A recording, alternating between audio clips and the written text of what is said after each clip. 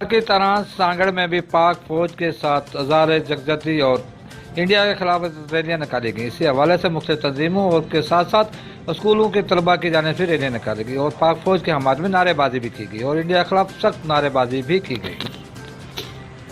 پاکستان کے ساتھ انڈیا جو ہے انتہائی بزدلانہ کام کر رہا ہے اور پاکستان پہ بار بار حملے کر رہا ہے. ہم نے اس کا جواب دیا ہے. 2 طیارے ہم نے ضرور اس کے گرا دیے ہیں. ہم امن چاہتے ہیں. پاکستان مسلمان ہے, امن چاہنے والا ہے. وہ نہیں چاہتا اس طرح کے پھڈے فساد کریں, لیکن وہ ہمیں بار بار تنگ کر رہے ہیں, بار بار تنگ کر رہے ہیں کہ ہم کچھ کریں. لیکن ہم یہی کہنا چاہتے ہیں کہ خدا کا واسطہ امن کا ساتھ دو, امن کا ساتھ دو. ہمارا وزیر اعظم پاکستان عمران خان زندہ باد, پاک آرمی زندہ باد. ہم پوری قوم, پاکستان کی پوری قوم, ایون بچہ بچہ اس وقت پاک آرمی اور پاکستان کے ساتھ ہے. آپ کیا کہیں گے؟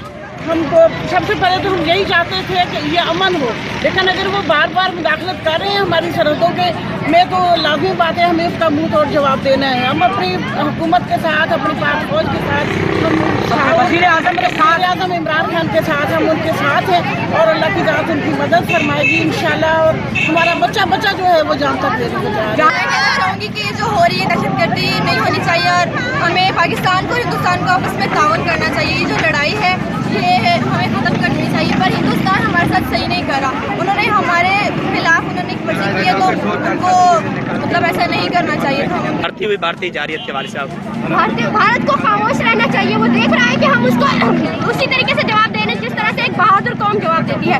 پاکستان کے ساتھ اس کی پوری قوم ہے, بچہ بچہ اس کے ساتھ ہے. بھارت ہمیں کوئی نقصان نہیں پہنچا سکتا. اس موقع پر ریلی سے خطاب کرتے ہوئے شرکا کا کہنا تھا کہ ہم پاک فوج کے ساتھ ہیں اور ہر قربانی دینے کے لیے تیار ہیں. اس موقع پر طلباء میں بھی جوش اور جذبہ پیدا ہو رہا تھا اور مختلف قسم کے نعرے بازی بھی کی جا رہی تھی. کیمرہ مین عزیز احمد خان کے ساتھ سانگڑ سے اشفاق سلیری.